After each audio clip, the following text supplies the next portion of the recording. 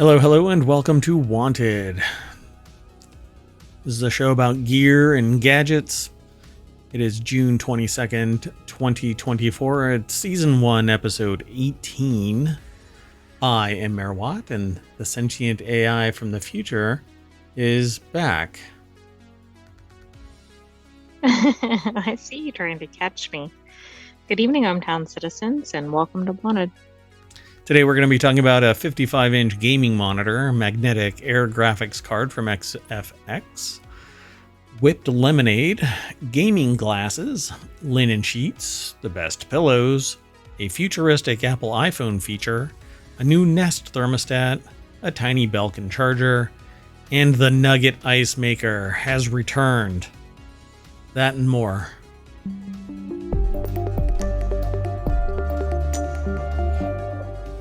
So everything's powered by ohmTown.com. Go over there and become a citizen.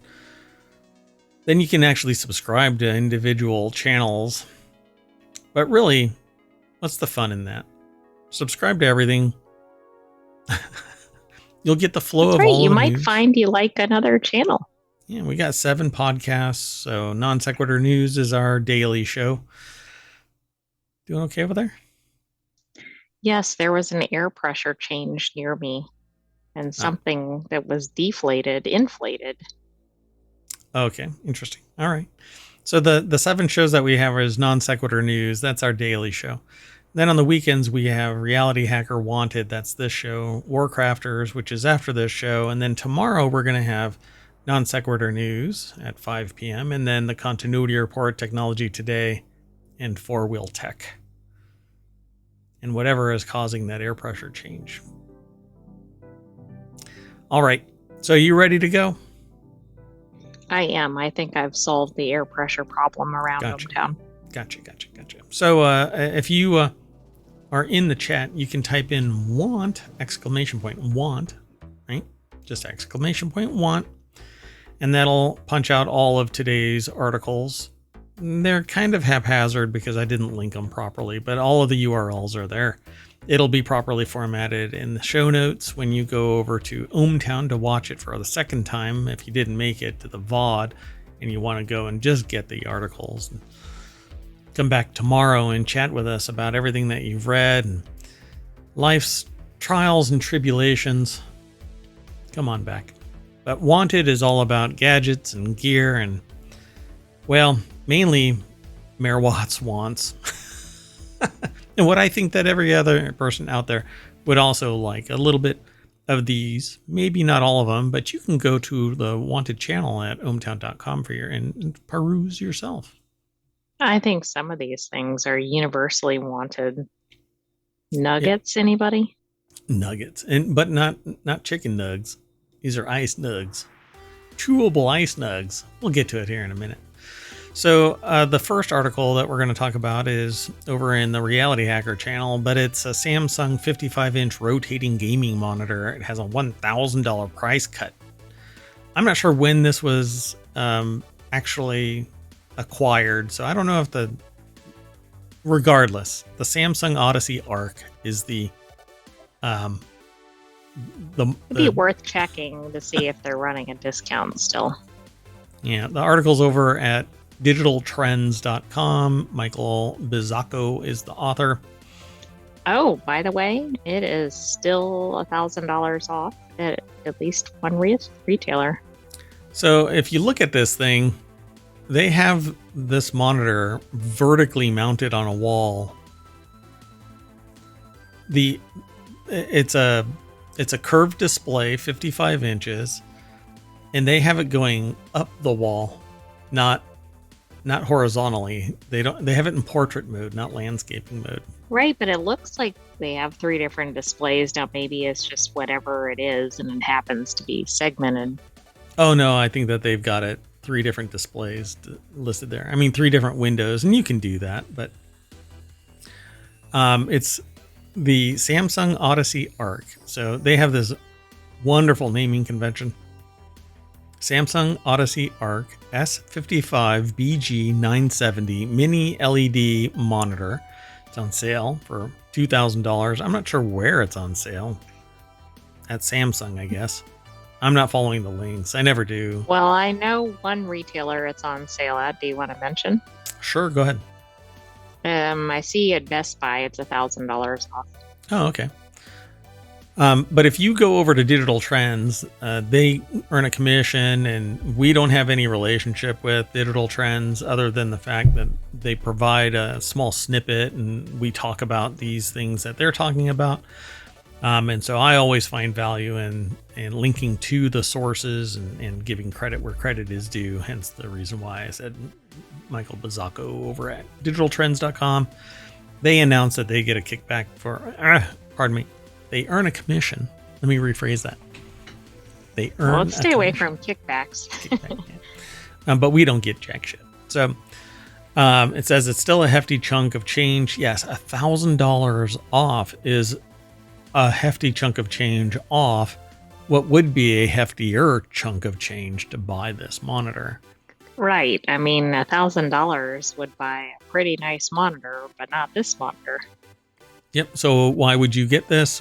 You know, if you're getting a 1000R curved screen, there's a certain radius that has several awesome tricks up its sleeve. One of those is the ability to enter something called cockpit mode, which has nothing to do with a door panel being blown out from behind you, which allows you to rotate the monitor 180 degrees for portrait orientation, which doesn't really make much sense because any monitor can be put in horizontal mode if you try hard enough, or vertical portrait mode if you try hard enough. Opting for top-down visuals may sound funny, but it's actually far more immersive than you may expect. It's a 4K monitor. So it also doesn't create the thing where it sends you into a deep dive if you hit the wrong lever? No, it drops you all the way down to 420 feet. All of this makes sense if you... it makes sense if you go back through every single episode of Non Sequitur News, former name ohmTown Daily News. Yeah, all of the news shows here at ohmTown. So this is just one of them. This is the Wanted news show.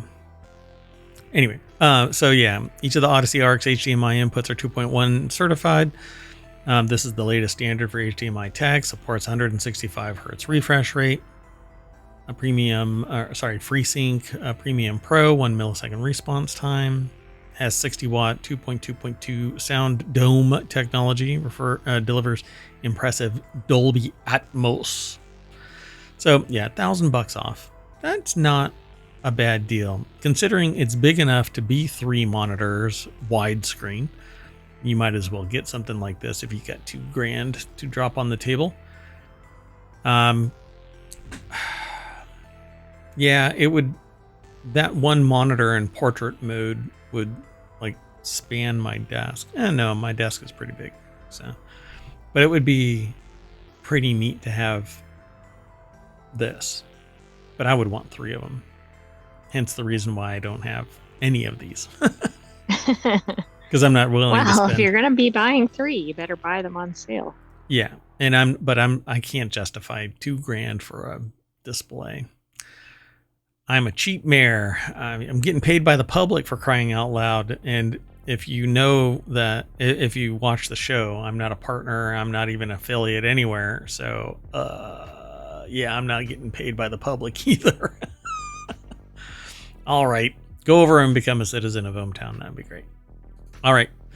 Let's go on to the next article. This one is over in the Warcrafters channel. XFX's new magnetic air graphics card lets you hot swap fans, solving the plague of fan hub axle separation. Have you ever wanted to throw a cooling fan at a graphics card and watch it magnetically snap into place? Do you dream of solving the curse of fan hub axle separation that has plagued traditional GPUs? Fancy the idea of being able to attach 3 kilograms worth of fans to a graphics card? If the answer is yes to any of these questions, then you'll be pleased to know that XFX's new magnetic air range of Radeon graphics cards lets you do all of these. This is what I want on case fans, on graphics cards, on pretty much anything that generates heat. I want to just magnetically attach it, but that is not in the cards. Although, I mean, that would certainly be convenient. It would be. Because right now, for me to replace a case fan on one of the computers in the mayoral mansion, I have to remove the cooling system so that I can get to the fan because it's pinched. Oh. I mean, they don't make it easy, but something like this sounds like a good idea. Sounds like a brilliant idea. And they're actually modifying case fans now so that you can do that. They magnetically lock into each other, and so you can actually pull one out. Anyway, Nick Evanson over at PCGamer.com put the article together. The deck statement says, forget the fancy fans, though, as XFX is using PTM 7950 for the thermal interface. Praise I be. see they like Samsung's naming conventions. Correct.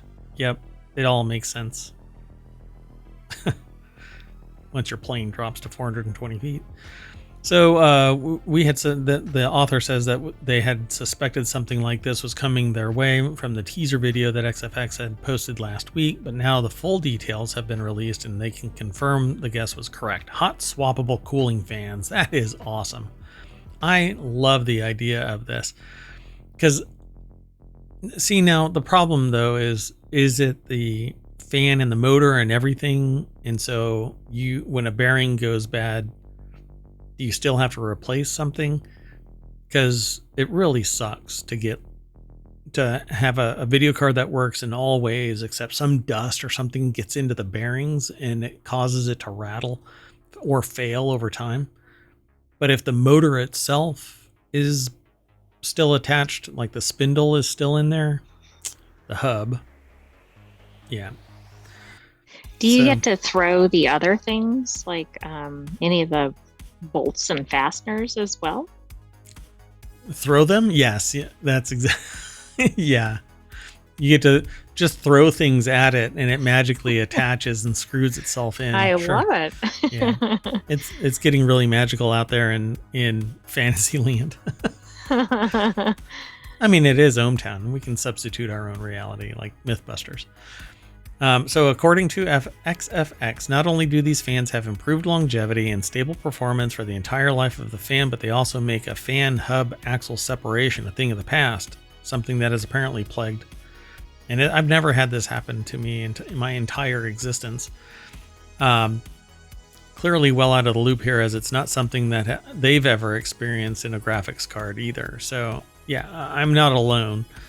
Come to think of it, they've not once had to replace a cooling fan for a GPU because it's failed. They've cleaned and lubed some in the past to reduce how much noise they make and change the entire systems for better thermal performance, but never a Renegade fan or 3.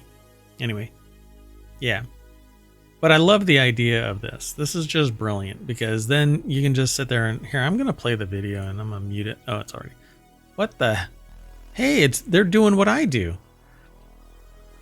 So here in the mayoral mansion, we had to child-proof cabinets because of Savannah cats, not because of children. And so the magnetic locks have these little gadgets, and I actually throw them at the refrigerator, and they just kind of stick onto the refrigerator from a distance. So this is pretty neat. And it looks, based on what I see, that the hub itself, everything is contained inside the replaceable fan unit, and there isn't anything that is permanently mounted on the GPU. So I love everything about it. I'm there. So, unfortunately, is this actually out yet? I don't think they actually say. They say, no. They don't say that it's out yet. It looks like maybe it's en route. So one might expect prices for the magnetic air graphics card to be painfully high, but XFX has kept them relatively sensible. The Mercury RX 7900 XTX magnetic air is $1,000 at Newegg, and the 7800 XT is $530 at Newegg. I haven't purchased anything from Newegg since it was acquired almost a decade ago. Yet you can get cheaper versions of both Radeon GPUs, and they'll run just as fast, but they won't have the PTM 7950 or fans that you can flip out whenever you fancy. Yeah. Again, I've never had this happen, and I've been around since before the internet. So that's pretty odd. Yeah, it's a problem. It's a solution seeking a problem that doesn't exist, but apparently it does enough that they would manufacture it.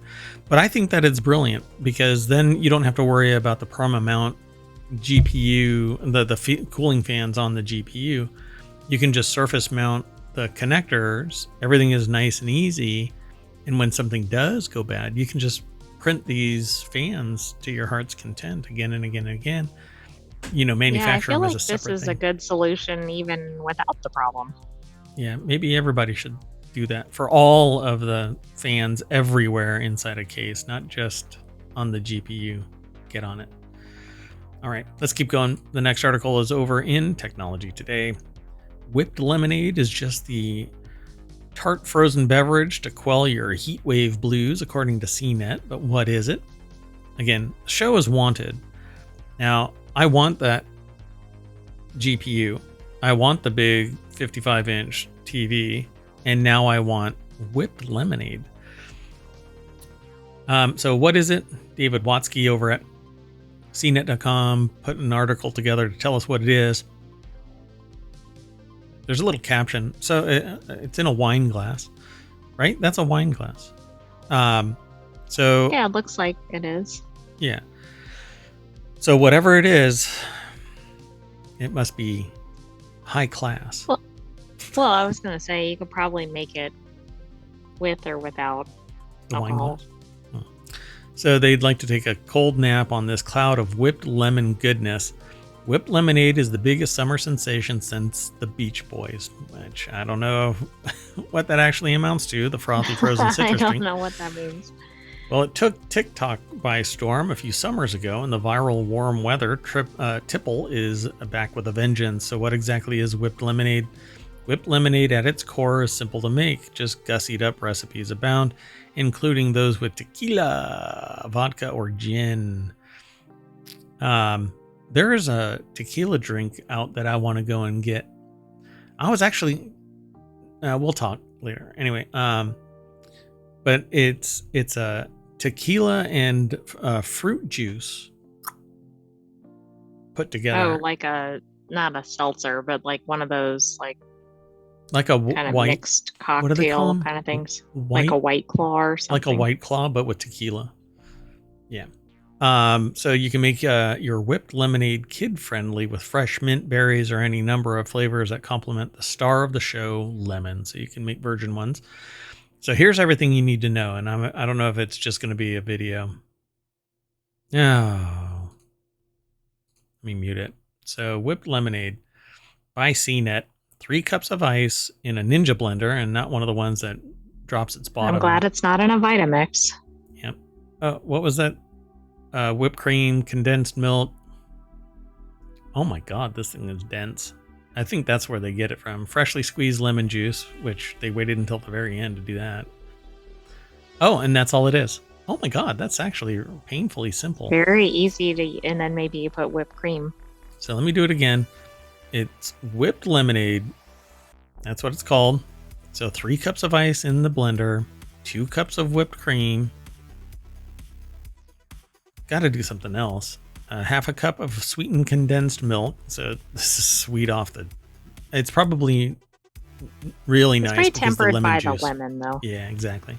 Half a cup of like freshly squeezed. If you did this with like strawberry or something, it might be too sweet. Goodness. Because I think you could actually make this with other flavors. With anything. Yeah, you can make the... But then it might be too sweet. You can make a whip whatever. Look, like music. If it's too loud, you're too old. If it's too sweet, you're too old. There's no alliteration there, but anyway. So when they heard about the viral drink, they scurried over to the bodega to pick up the necessary ingredients, all of which were easily obtained. Boom, there it is. Oh, they added vanilla extract here, but that's not in the thing. I don't recall seeing that. And a little whipping device, heavy cream. I don't know about the vanilla extract with the lemon. Maybe. Actually, come on. That if you throw in a little bit of coconut, you basically have a whatchamacallit. Like a pina colada. Pina colada, yeah. Well, I know what I'm doing. Anyway, there's instructions. I spent way too much time on this because now I'm really thirsty. We're going to keep Well, going. it's appropriate for summer. It is summer. And if it's hot wherever it's 0 o'clock somewhere. So go make your drink. And you can throw some alcohols in it to gussy it up as much as you want. So this next article, though, is over in Technology Today. Can you level up your play with gaming glasses? Here's how they work. Staring at a screen for hours at a time can strain your eyes.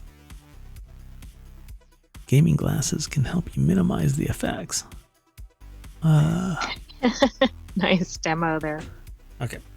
Sean Jackson over at cnet.com put the article together. The deck statement says what I just got done saying. Anyway, so do you play a lot of video games? Do you need gaming glasses? They use a lens to reduce eye strain. Sometimes they're yellow, sometimes they're blue. But they block the blue light and make it easier for your eyes.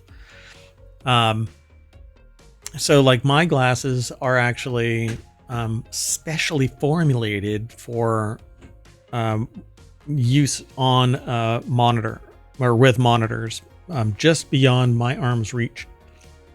If you go 6 inches further past my fingertips, that is the maximum focal range for these glasses to be crystal clear. So don't ever move your chair too far or too close. Yeah, well, no, I mean, there's a little bit of a thing, but yeah, essentially. And when it's done wrong initially, you find out really quick.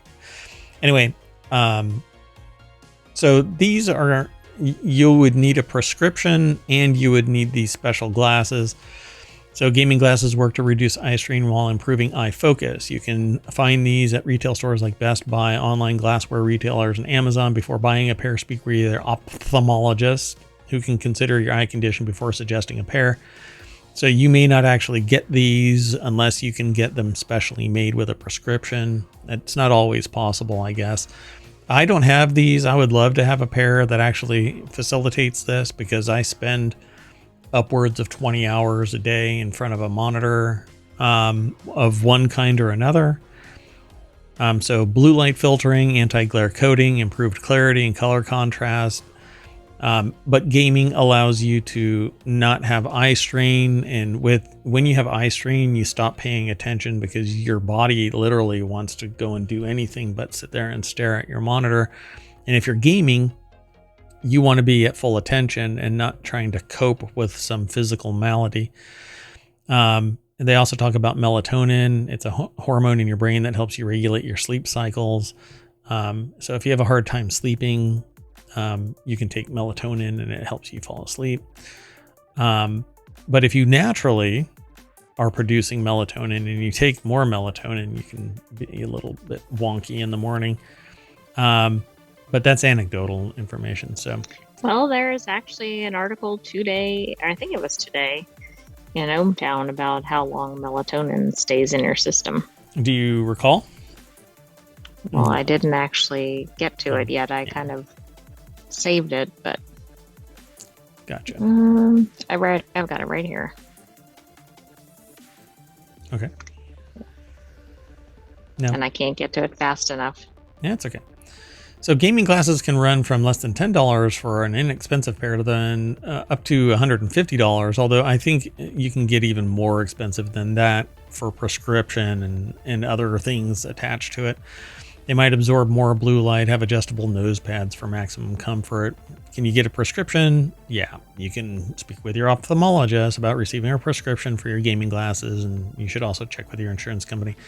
You can actually pay into a medical like sub account that will reimburse you so that you can actually soften the blow of paying like $500 for a higher end prescription lens.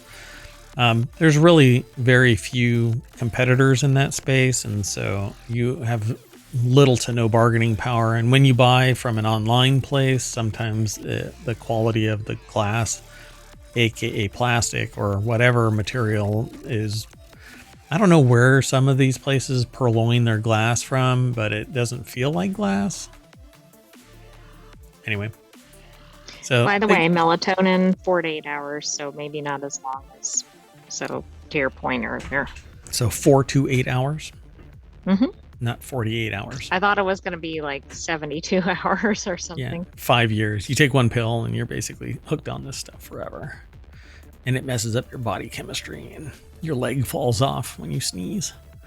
Anyway, they talk about all kinds of stuff lower on in this article. So go and check it out. But I've heard people say one thing or another, that these blue blocking glasses, they're yellow or they have a slight blue tint to them that filters out the blue, facilitates longer playing and eases your eye strain.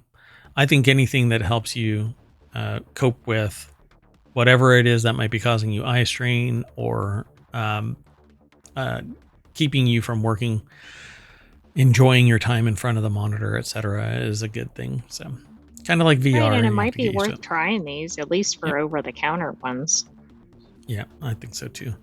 You can get a close approximation to your prescription, usually by off-the-shelf kind of stuff. But if you find value in this, then invest in, because glasses are sometimes a one-shot deal. You buy them, your eyes don't change for like 5 years. Some other people have something degenerative, and aging in general actually causes your eyes to kind of meander sometimes. Let's keep going. A medical condition? It is. I am a professional. I'm not. All right, let's keep going. I am always looking for something to keep me cool during the summer months without having to crank the air conditioning. But I seem to always just crank the air conditioning because it's more convenient. But I really like heat wicking kind of summer sleeping. I don't like being just kind of ensconced in an oven. So I like a nice cool pillow. I like a nice cool area on the bed. So the 6 best linen sheets for cool and comfy summer sleeping, 2024 edition, according to, this is Wired. So, and I don't know, I didn't log in, so I don't know if it's going to actually let me go through all of this, but you won't run into the problem when you go and look over there. Linen might not be your choice for bed sheets, but give it a try, especially the warmer months. Here's the linen that they love sleeping on. So the article is by Nina Farrell over at wired.com. They say the fabric is breathable and dries fast, so it'll stay cooler as you sleep and avoid sweaty sheets. That's why linen apparel is popular in the summer.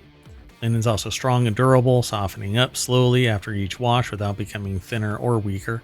Linen tends to be more expensive, and since high quality linen will last a long time, a linen sheet set is an investment not only in staying cool as you sleep, which is very important for sleep quality and quantity, by the way. If you toss and turn because you're uncomfortable, then your quality and quantity suffer.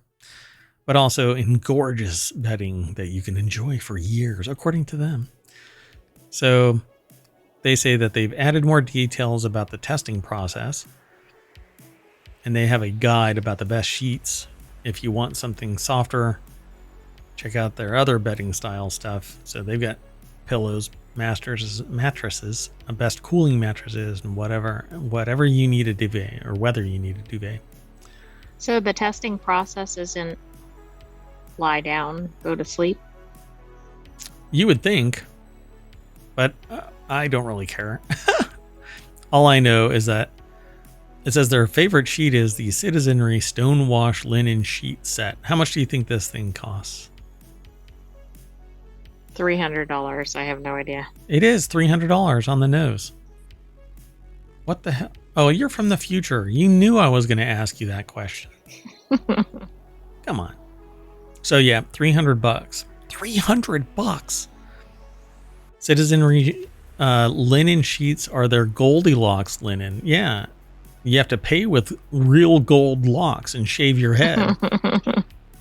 They're lightweight, breathable, still have a nice drape. I like a nice drape. It's like a business card that has a nice embossing. It's Anyway, never mind. They're cool enough for warm nights, not so cool that you wouldn't use them year round. Come on, wash your sheets. You can't use them year round, for crying out loud. That's gross. Anyway, next one, lighter cooling linen, $300 at Pottery Barn. The Pottery Barn Belgian flax linen sheet set. Dear God. That seems to be the going price. Oh my God. More pricey here. Cultivar linen sheet set for $410 at Cultivar. There better be somebody that comes with those to cuddle me at night and say, don't worry, Marawatt, that $410 is well worth it. And I thought you were going to say somebody to make the bid or something. Count sheep softly in my ear until I fall asleep. Dear God, $410. Does anybody out there pay $410 for sheets? The best affordable linen is Quince European Linen Sheet Set. That's $170 at Quince. I'm not sure that's quote-unquote affordable, but it is more affordable. Look, it's softer and less itchy than the ones from Brooklinen, and they're almost $130 cheaper. Dear God.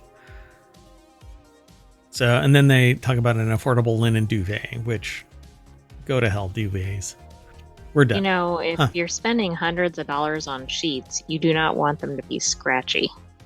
No, never. Avocado organic linen sheets, $449 at Avocado. Better come with avocados. That's insane. All right. Well, look, I want nice, soft, cooling sheets, but this is too much. All right. But now we're going to pick pillows because they found 14 pillows after months of nighttime testing. They spent months sleeping on various pillows to find the right support for your noggin, whether you snooze on your back, your side, or in a tangle of blankets. $410 blankets. The article is over at wired.com by Eric Ravenscraft, which that is a freaking awesome name. It's a vampire. I tell you, they're a vampire working for wired.com. It might be a Harry Potter character. Just spectacular. So they have 16. Their overall favorite is Casper Hybrid Snow Pillow. It's $150 at Amazon. And side sleeper is the Honeydew Sleep, the Scrumptious Side Pillow. All right. Okay, if it has scrumptious in the name, it must be good, right? Yep. The best chaotic sleepers. You know the kind. The ones that is that the kickers and punchers? The punchers. That's exactly what I was going to say. The ones that wake you up by punching you and screaming something at you, and you're like, what the hell did I do to you? Anyway, Bedgear Flow Cuddle Curve Pillow. Oh, my goodness. And they've got a bunch of others, but the Snugglepedic Adjustable Cooling Pillow has the best name. But if you're going to go for any of this, then you're going to have to brand your pillow with your sheets. So you got to go with the avocado down pillow or the avocado green pillow. It's apparently customizable. I don't know about the purple freeform pillow. I remember there was some drama about purple years and years ago. But I don't remember what the outcome of that was. Yeah. More affordable pillow at $75 is the Ghost Bed Memory Foam Pillow. $75 is affordable? This one's under $100. Not necessarily. $57. But I think pillows are one of the things that people skimp on and should actually spend a decent amount of money on. Yeah. And I like actually body pillows. So you can drape yourself over a body pillow, and plus, if you're one of those chaotic sleepers, the body pillow keeps you pinned in. I was thinking you could use it for defensive position against the chaotic sleeper. Just smacking. Exactly. Get away from me. And then they talk about best travel pillow. So actually, in reality, you know, I like a good pillow. And body pillow, I might have to go for the best chaotic sleepers pillow here. It is $180, but let's see what they say about this thing. I don't really care about warranties or returns. I think that's really weird. I hope nobody ever returns a pillow. It had better be destroyed. Oh, Casper Hybrid Snow Pillow. It's a standard. But what if you have a California King? You have to have a California King pillow or 15 pillows? 15 pillows would be appropriate. So this looks like your average everyday pillow. It doesn't have any real form to it. It might conform to you, but it says when they first held it, the pillow felt flimsy and folded easily. It was worried that it was too soft and squishy to provide any real support, but they were surprised by how supportive it was. After a couple of nights, it may be their go-to pillow, and it can stay cooler for up to 12 hours, according to the author. Side Sleeper has that little scoop in there so that you can get your shoulder all up deep in the pillow and it doesn't... Oh, that's smart. You don't roll over. You basically stay snuggled up in there. And you can wrap your arm around it easier too, because your shoulder is deeper into the pillow. And this is the best for the chaotic one, which has a nice arc to it, but is also somewhat square. So you get the best of both worlds. And it looks like you can grab a corner and really huck it at somebody if they're keeping you awake because they're snoring so loud. Go the hell to sleep at 3 a.m. Anyway, Snugglepedic. Yeah, this is a cool article. And I want several of these pillows, including the body pillow here. And let me scroll down to the body pillow just so that we can take a look at it. There we go. So, I don't know about that little curvy thing. It's like a big L. Kind of like this show, right? It's a pregnancy pillow. Well, I mean, it's marketed as That's what it is, yeah. Eli and L memory foam pregnancy pillow. Here's another one that just is the same thing without the L. Weird. Anyway, this one looks like it's just resting on the couch, like it's a torso resting on the couch, like the legs are crossed over. It does have that appearance. Hey, how you doing? But I guess the flexible one would be good because you could still make it into whatever shape you needed. And if it was if you named your body pillow Bill, then it would be Flexibill. That is true. It's like what you just said. So $200, baby. How about that? The Barabee Cuddler is one long latex pillow tube that's stuffed with a rubber foam sourced from organic hevia tree sap, making it flexible enough to bend just about any shape, but springy enough to be supportive and bounce back into shape. So that's interesting because there's this blanket that is always featured by Barabee. It's supposed to be this great thing. It's kind of like this open weave nap blanket or something. Right. How crazy expensive is that? Maybe a couple $100. I'm not sure. Good God. If anybody's in chat and wants to let me know if they're willing to pay $200 for a body pillow, I don't know. Maybe I'll get the body pillow and I'll tell you directly. Because I've never had a body pillow. I've just like used other pillows to act like a body pillow. I don't know why I'm oversharing. Let's go on to the next article. I'm not sure where you're going with that. Yeah, I'm sure somebody in chat's just going to sit there and go, yeah, buy it. Do it. Exactly. It's not my money. Go ahead. The next article is over in Reality Hacker. Apple is working on a futuristic iPhone feature that sounds too good to be true. Your future iPhone could get a lot more useful if Apple brings to fruition details in a new patent application. Think of it being able to add hardware at ease. Oh, a modular, like, what? A modular phone? Dear God. What? Well, let's find out. Brian M. Wolf over at digitaltrends.com put this article together. So Patently Apple, which is a website that I know about, but we hardly ever look at. Maybe, I don't know, maybe we can start looking at it. They have a new patent that covers a concept for a new iPhone that would allow you to replace the standard back panel with something else. In other words, it would add modularization. You'd be able to swap out the back panels, modularization to the iPhone. Now, there have been other phones that do this. And the biggest problem is that when you drop it, it goes into a bunch of different... What I really want is to be able to pull out things and replace things easier. That would be great. Like the framework laptop. You know, you want more memory, you pull out your memory module and you put in another memory module. But all of that modularity adds bulk. Why would they do this? Unless they've figured out a way to micronize their entire system even more, make it thin so that you can bulk it up with a bigger back. It doesn't seem like something they'd want to do. Yeah, I don't think so. But I've been wrong before. This little gadget right here, the Apple Pencil Pro, I did not think that they would do what they did, which was add a squeeze functionality to it and haptic feedback.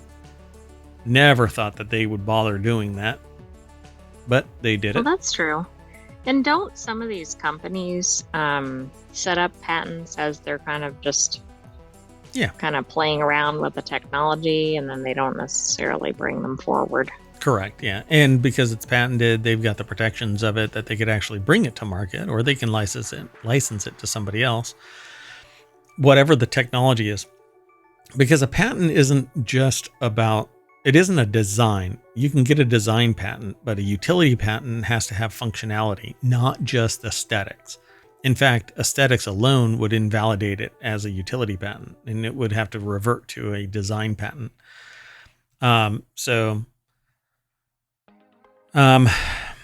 I don't know.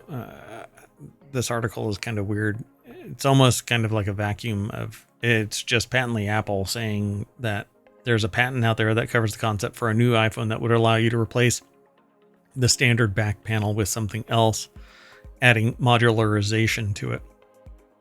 It's a supplemental housing component, could feature extra batteries, health monitoring devices like glucose meter, cameras, auxiliary speakers, and more. It's basically like a feature thing, which is what this Motorola phone, the Motorola Moto Z, has that little modular element to it in the back that you can attach things to. Yeah.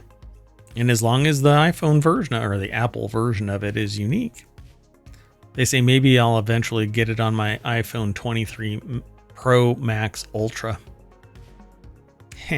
Snarky. Wow, that's several versions ago.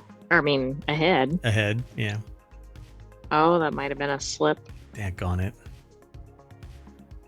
You are not supposed to tell me the future, you say, but then you drop those kind of little bombs there. Who really wins the fast food wars? Clearly Demolition Man is documentary. Oh boy. Oh goodness. You might need to rewind that thing about the iPhone version. Oh no. Yeah, we'll delete it. So anybody that's in chat, yeah, buy Apple stock now, because there's going to be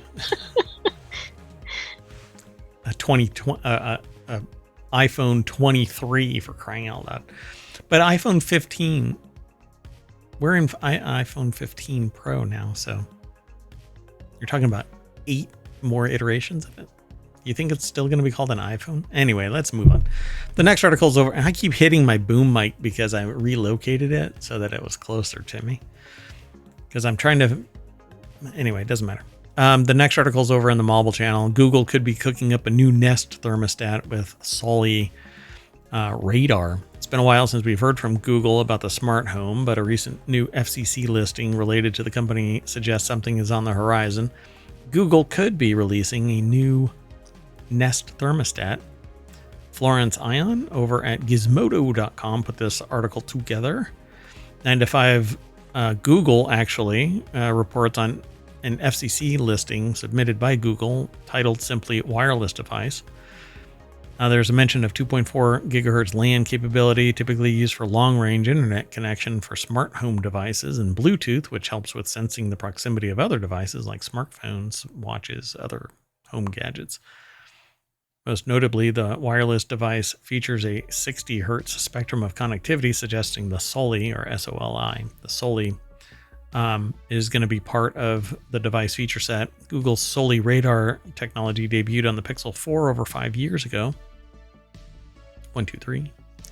It originally debuted in 2015 at the company's developer conference as a way to pan through screens with a smartwatch. Currently, SOLI powers the proximity sensor in the 2020 release of the NEST Thermostat and sleep tracking on the 2021 Nest Hub. By the way, never mind, it doesn't matter. There are a few theories about this new device will be and why it has SOLI radar. 9to5 Google is the originator of the Nest Thermostat theory, but is specifically referring to the Nest Learning Thermostat, which hasn't had an update in nearly 10 years. Yeah, tell me about it.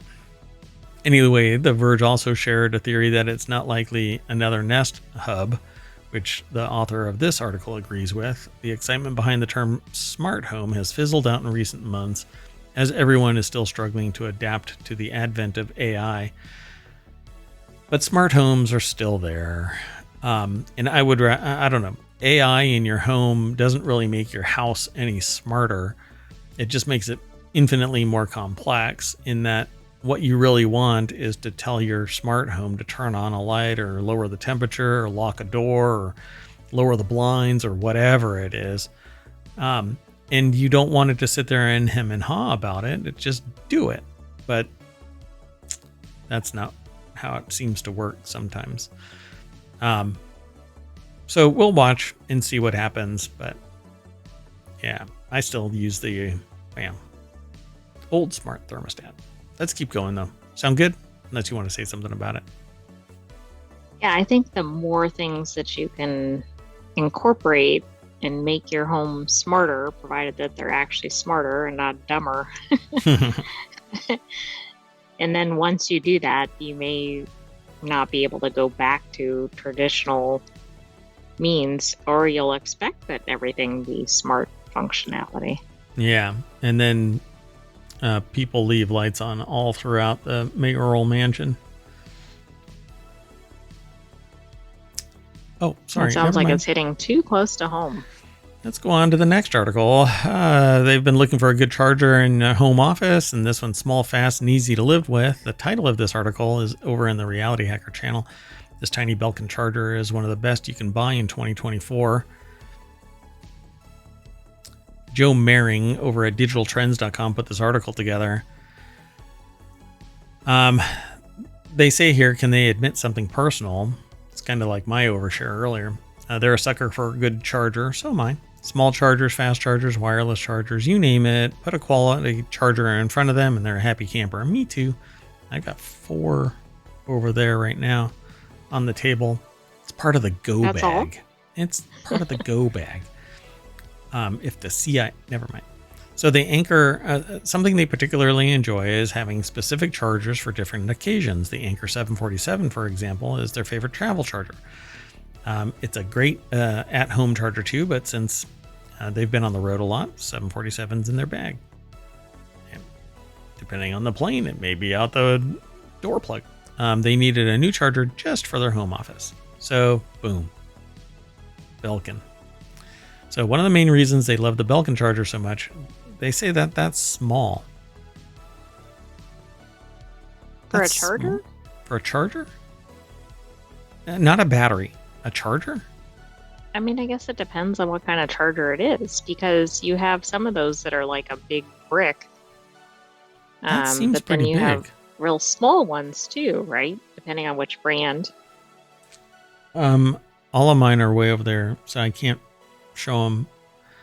But I've got a single Anker like some GAN are a little charger. cube, right? Yeah, it's like 1 inch by 1 inch by 1 inch. This thing is huge. Interesting. Okay, well, not to belabor this, but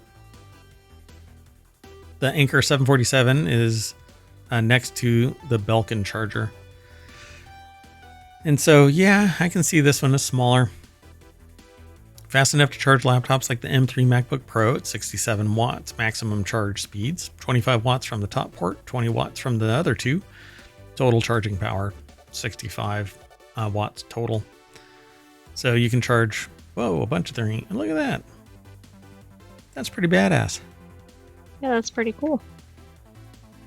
Each one of them actually handles 67 watts max power.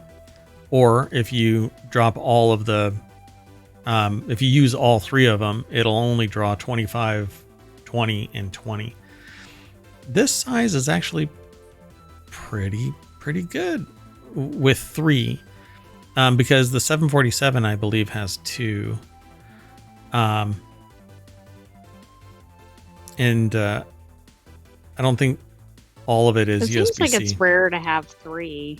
Yeah, it is. In one device, too. It actually absolutely is. So the Belkin is $45. So that is shockingly affordable for 3 USB-C plugs. Huh. Wow. But you have to buy it from Lenovo. And follow the link through this article. So it's over at digitaltrends.com. Let's keep going. We got one more article. So I want this. This would be great for a go bag because it actually has 3 ports and 20 watts is suitable for charging something that isn't doing a huge draw. Like if you're really power using the which one did they say? It was the M3, right? I think it was M3, yeah. Yeah, so if you're using the M3 MacBook Pro, but actually using it like playing a game, that's when you're going to hit that 67 watts max draw.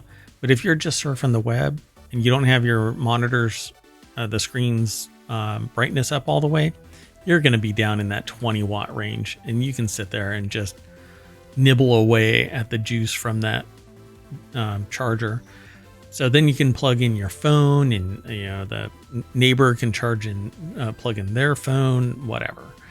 If you're sitting in the airport, you can just plug this one charger into the wall wart, and 3 people can use your charger and everything. Yeah, but you might not want to advertise that. But maybe if you have it in your travel party, you charge. You say $20 so that you can use my charger. People would probably pay it. Sure.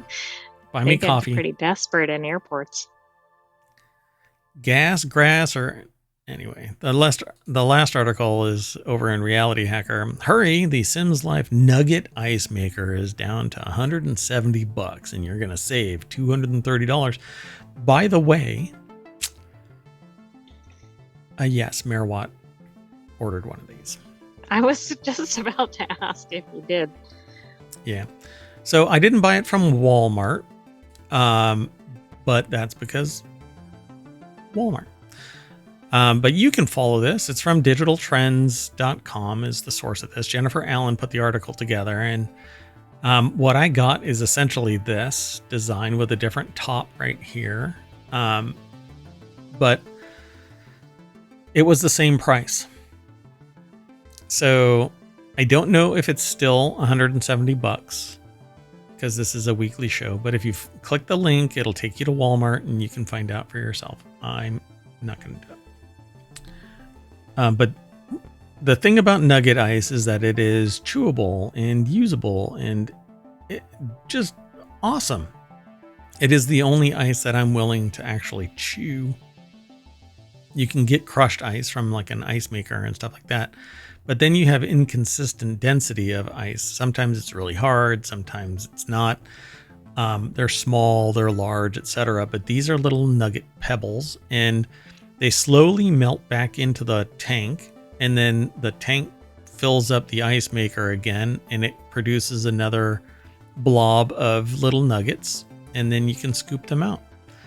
And if you put this right next to your coffee maker in the morning, you can get iced coffee in the morning during summer in about 15 minutes. It'll fill this up. Dun, dun, dun. Well, that sounds like a good plan. Not bad. It's capable of providing soft, chewable ice in just 7 to 10 minutes, and within 24 hours, it can produce up to 35 pounds of Nugget Ice, but you have to keep filling it with water. Don't kid yourself. It doesn't synthesize moisture out of the air and start producing ice. It has a little bucket inside that you have to fill with ice. There is a little fan right here. You mean with water? Cool. Water, yeah. Fill it with water. Sorry. But it's easy peasy. You just fill it up with water and then turn it on and it starts producing ice. And then you can go and use a little scooper and pull a little Nugget Ice out. Ta-da! $170. Go check it out, folks. I didn't look into how loud the thing is. It says it comes with a 1.1 liter tank, so you can leave it to do all the hard work for you. It also has automatic cleaning system. So there's no need to scrub, which I don't believe that for a second. Instead, you press the clean button for about 5 seconds and the ice maker does the rest of the hard work for you. Cleaning only takes about 15 minutes, so you can always fit in a cleaning session, which again, no. Unless it's cleaning with a solution of some kind, it's not cleaning. So I'll have to figure out how to take care of this thing, but the reason why I got this is because the price is only $180 nowadays. When I first wanted these things, first off, they only came in commercial grade. And secondly, when they did drop down, they were $400+. And I can't justify Nugget Ice for $400, but I can justify this. So exactly, bam. Especially when, say, 10 sodas or something will, or however many, will pay for this. Yep. 10 sodas. How old are? I did the math wrong, but the point is, everything's so expensive that if you're going for fast food where they serve Nugget Ice, yeah, it'd actually be more cost effective to buy the Nugget. Yeah, that's maker. like 10 meals. Yeah, get your drink without ice, and then you can just get your Nugget Ice. So yeah, 10 meals from fast food is $170, but. I think that this is actually another tidbit of information about the future pricing of soft drinks. So in the future, soft drinks are $17. Is that what you're saying? No, I just did the math wrong. Okay, well, we're going to chill. I don't know. At the rate they're going, I think that's quite likely. We're going to put ourselves on ice and drop back over to the Wanted channel, and we're going to refresh it. You can get there yourself by going over to Gadgets and Technology at ohmTown.com and then scrolling down until you hit Wanted. Mash that button. It'll refresh and it's what is stream sniping and what can you do about it? Well, you can put a 30-minute delay on your stream. That'll stop stream sniping. They'll be 30 minutes late to whatever it is.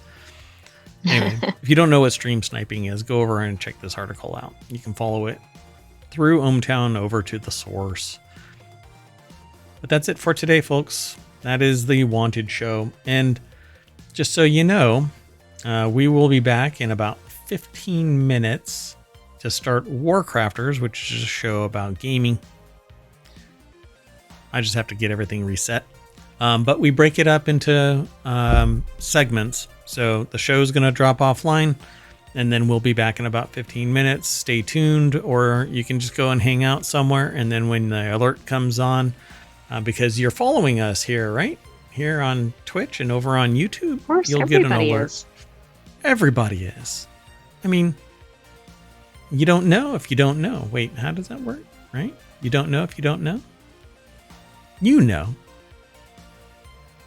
Anyway, I'm Mayor Watt, and there's the Sentient AI's visualizer. You want to say bye? Good night, ohmTown citizens. Thanks for joining us for Wanted. Be back soon. Bye-bye.